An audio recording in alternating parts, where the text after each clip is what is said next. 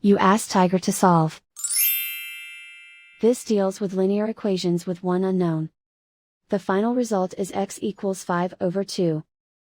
Let's solve it step by step. Group all constants on the right side of the equation. Add 5 to both sides. Simplify the arithmetic.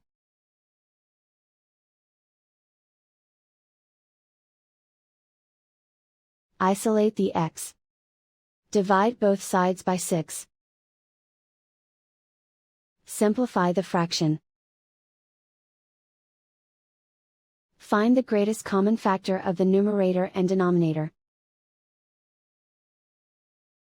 Factor out and cancel the greatest common factor.